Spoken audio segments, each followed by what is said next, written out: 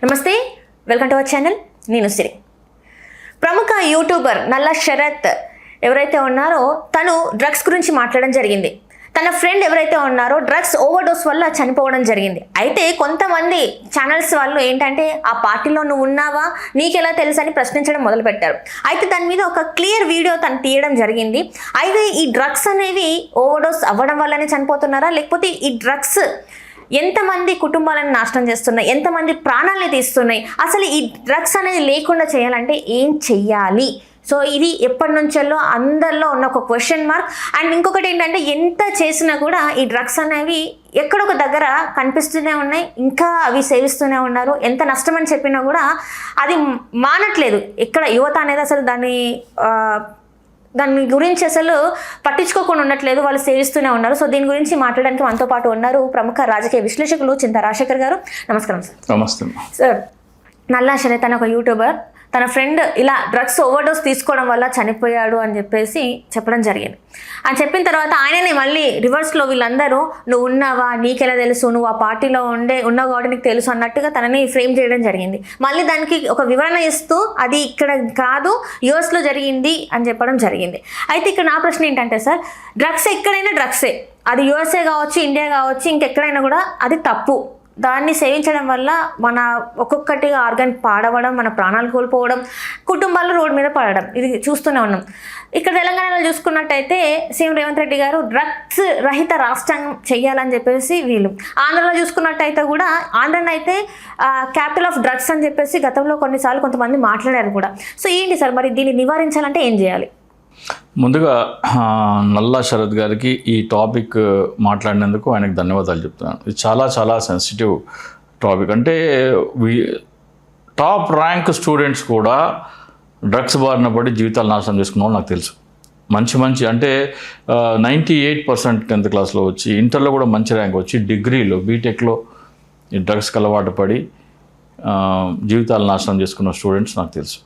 So నల్లా శరత్ గారికి ధన్యవాదాలు. అలాగే ఆయన ఏం చెప్పారంటే ఆ వీడియోలో, తన మిత్రుడు కొన్ని నెలల క్రితం జరిగిన సంఘటన ఈ రోజున నా దృష్టికి వచ్చింది. ఒక మిత్రుడు ఇలా డ్రగ్స్ తీసుకుని ఓవర్ డోస్ వల్ల అది హ్యాండిల్ చేయలేక ఆయన అనారోగ్యంకి అయితే ఒకరోజు మళ్ళీ ఆయన్ని హాస్పిటల్లో చేర్చి మళ్ళీ తీసుకొచ్చిన తర్వాత మరుసటి రోజులో ఎప్పుడో ఆయనకి కార్డియాక్ అరెస్ట్ వచ్చి కొలాప్స్ అయ్యి చనిపోవడం జరిగింది. డ్రగ్స్కి దూరంగా ఉండటం అని చెప్పేసి ఆయన ప్రజలందరికీ విజ్ఞప్తి చేశారు. అయితే మన దగ్గర కోడిగుడ్డు మీద ఈకలిపికే బ్యాచ్ ఉంటుంది కదా, వాళ్ళు ఏం చేశారంటే నీకెట్టి తెలుసు, నువ్వు ఆ పార్టీలో ఉన్నావా, నువ్వు కూడా డ్రగ్స్ తీసుకున్నావా అని చేయడం మొదలుపెట్టారు. దానికి ఆయన వివరిస్తూ నేను లేను అని చెప్పకుండా ఆయన ఏం చేశారంటే అది ఇక్కడ జరగలేదు, అది విదేశాల్లో జరిగింది అని చెప్పడం జరిగింది. ఇక్కడ మీరు అన్నట్టు దీనికి పరిష్కారం ఏంటి? తెలంగాణ నిజంగా రేవంత్ రెడ్డి గారు తెలంగాణని నిజంగా డ్రగ్స్ రహిత రాష్ట్రం చేయాలనుకున్నా, అలాగే ఆంధ్రప్రదేశ్ కూడా డ్రగ్స్ రహిత రాష్ట్రం అంటే డ్రగ్ క్యాపిటల్ ఆఫ్ ఆంధ్రప్రదేశ్ పేరు మచ్చ తొలగించుకోవాలన్నా ఏం చేయాలంటే ముందు కొన్ని సూచనలు నేను ఆల్రెడీ ఇవ్వడం జరిగింది. అంటే 29 రాష్ట్రాల డీజీపీలకి గత 3 సంవత్సరాల క్రితం 4 సంవత్సరాల క్రితమో నేను ఈమెయిల్స్ పెట్టడం జరిగింది. ఏంటంటే ఇక్కడ అందరూ కుక్కలను పెంచుకుంటూ ఉంటారు, పెట్ డాగ్స్ పెంచుకుంటూ ఉంటారు. వాళ్ళని మీరు పెంచుకునే కుక్క బ్రీడ్ అయితే ఉందో వాసన పసిగట్టే బ్రీడ్ని మీరు పెంచుకుంటే కనుక ఒక్కొక్క పోలీస్ స్టేషన్ పరిధిలో ఇట్లా వాసన పసిగట్టే కుక్కలను పెంచుకునే వాటన్నిటిని ఒక చోట చేర్చి వాటికి డ్రగ్స్, రకరకాల డ్రగ్స్ ఉంటాయి కదా, వాటి వాసన పసిగట్టే ట్రైనింగ్ ఇచ్చి sniffing dog clubs, drug sniffing dog clubs అని ఏర్పాటు చేసి ఆయా పోలీస్కి ఆ స్టేషన్లకు అనుబంధంగా ఒక క్లబ్స్ ఏర్పాటు చేస్తే ఎక్కడెక్కడైతే వీళ్ళకి అనుమానంగా ఉందో అక్కడక్కడ వీళ్ళు వెళ్ళి ఆ ఇంటి ముందర కానీ, లేకపోతే ఇక్కడ పాన్ షాప్ కానీ, లేకపోతే ఏదైనా కిరాణా షాప్ కానీ, కాలేజ్ ప్రెమిసెస్ కానీ, అక్కడక్కడ వీళ్ళు ఆకస్మిక తనిఖీలు చేసే ఇది ఇవ్వాలి. కాకపోతే వీళ్ళు ఏంటంటే ఆ కుక్క ఎప్పుడైతే వీళ్ళకి అక్కడ డ్రగ్స్ ఉన్నాయని పసిగట్టి సిగ్నల్ ఇస్తుందో వీళ్ళు కేవలం పోలీస్కి సమాచారం ఇస్తారు. వీళ్ళకు మోరల్ పోలీసింగ్ అనమాట, సోషల్ పోలీసింగ్ అనమాట.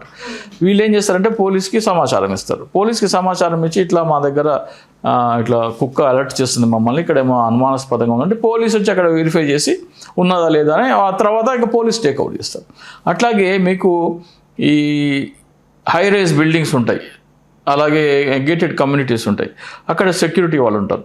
ఆ సెక్యూరిటీ ఈవెన్ అపార్ట్మెంట్స్లో కూడా సెక్యూరిటీ వాళ్ళు ఉంటారు. సెక్యూరిటీ వాళ్ళకి కంపల్సరీగా ఈ డ్రగ్స్ వాసన పసిగట్టే కుక్కలు అక్కడ ప్రతి సెక్యూరిటీ దగ్గర కంపల్సరీ చేయాలి.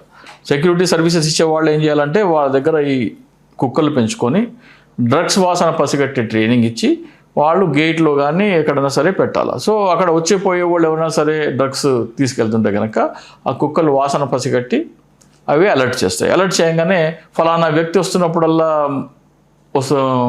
కుక్కలు మరుగుతున్నాయంటే అతని మీద ఆ కుటుంబ సభ్యులు కానీ ఇరుగు పొరుగు ఉన్న వాళ్ళు కానీ ఇతన్ని చెక్ చేయండి అని చెప్తారు. సో అట్లా కూడా మనం gated communities and high rise buildings అపార్ట్మెంట్స్లో కూడా మనం నివారించవచ్చు.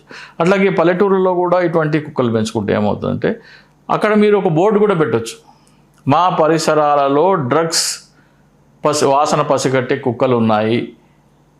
ఎట్లాగైతే సీసీటీవీ కెమెరా అలర్ట్ పెడతారో you are under surveillance of CCTV camera అని పెడతారో you are under watch of drugs sniffing dogs అని పెడితే ఆ ఏరియాలోకి డ్రగ్స్ తీసుకున్న వాళ్ళు కానీ డ్రగ్స్ అమ్మేవాళ్ళు కానీ వాళ్ళు ఎవరు రారు.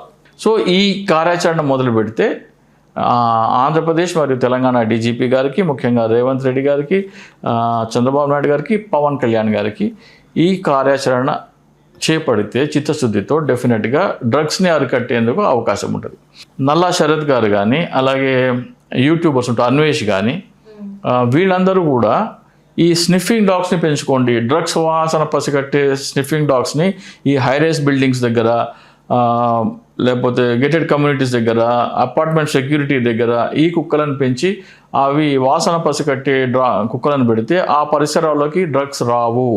ఇది మనము డ్రగ్స్ నివారించేందుకు మనము ముందు జాగ్రత్త చర్యగా బాగుంటుంది అని చెప్పి వాళ్ళందరూ కూడా వాళ్ళ ఛానల్స్లో వీడియోలు చేస్తే ఏమవుతుందంటే సెక్యూరిటీ సర్వీసెస్ ఆ సర్వీస్ ప్రొవైడ్ చేయడం ముందుకు వస్తుంది. సో నేను వాళ్ళందరికీ రిక్వెస్ట్ చేసేది ఏంటంటే మీరు వీటి మీద కూడా చేయండి, వీడియోస్ చేయండి. నల్లా శరత్ గారు కానీ లేకపోతే అన్వేష్ కానీ చాలామంది యూట్యూబర్స్ ఉన్నారు. మీరు కూడా మీ అపార్ట్మెంట్స్ దగ్గర ఉన్న సెక్యూరిటీకి, మీ హై రైజ్ బిల్డింగ్ దగ్గర ఉన్న సెక్యూరిటీకి, గేటెడ్ కమ్యూనిటీ సెక్యూరిటీస్కి, విల్లాస్లో ఉన్న సెక్యూరిటీస్కి ఈ సర్వీస్ ప్రొవైడ్ చేయమని చెప్పండి అని సలహా ఇస్తే వాళ్ళు కూడా ఇది అమలు చేస్తారు. అలాగే డాగ్ స్క్వాడ్స్లో రిటైర్ అయిన పోలీస్ వాళ్ళు, అలాగే కుక్కపిల్లని నమ్మే కెనల్స్ అని ఉంటాయి, వాళ్ళు కూడా వాళ్ళిద్దరు టైఅప్ అయ్యి కుక్కలకి ఈ ట్రైనింగ్ ఇచ్చే కుక్కలను తయారు చేస్తే అది కూడా మంచి జీవనోపాధి, కొత్త రకమైన బిజినెస్ అవుతుంది. డాగ్ స్క్వాడ్లో పనిచేసే పోలీస్ వాళ్ళు కానీ, మిలిటరీ వాళ్ళు కానీ, లేకపోతే కుక్కలని అమ్మే వీళ్ళు కానీ వీళ్ళిద్దరు టైఅప్తో ఒక సంస్థలు ఏర్పాటు చేసి ఈ స్నిఫింగ్ డాగ్స్ బ్రీడ్స్ అనేది మార్కెట్లోకి తీసుకొస్తే ఏమవుతుందంటే వాళ్ళకి మంచి ధర కూడా వస్తుంది, మంచి వ్యాపారం. రాబోయే రోజుల్లో ఇది కొత్త వ్యాపారం కూడా అవుతుంది, ఒక కొత్త ఉపాధి కూడా అవుతుంది. సో నిజంగా రేవంత్ రెడ్డి గారు డ్రగ్స్ రహిత తెలంగాణ గురించి ఆలోచిస్తే దీని మీద దృష్టి పెట్టాలని చెప్పేసి విజ్ఞప్తి చేస్తున్నాను. Right, thank you so much. అయింది, సరిపోయిందా టైమింగ్? హలో, తెలుగు రాజ్యం ఛానల్ చూస్తున్నారా? సామాజిక రాజకీయ జీవన చిత్రణే తెలుగు రాజ్యం. అతిశయోక్తులు అసత్యాలు ఉండవు. రాజకీయ కోణం కాదు, ప్రజా కోణమే కొలబద్ద. తెలుగు రాజ్యం వీక్షణ మీ ఉత్తమ అభిరుచికి నిదర్శనం.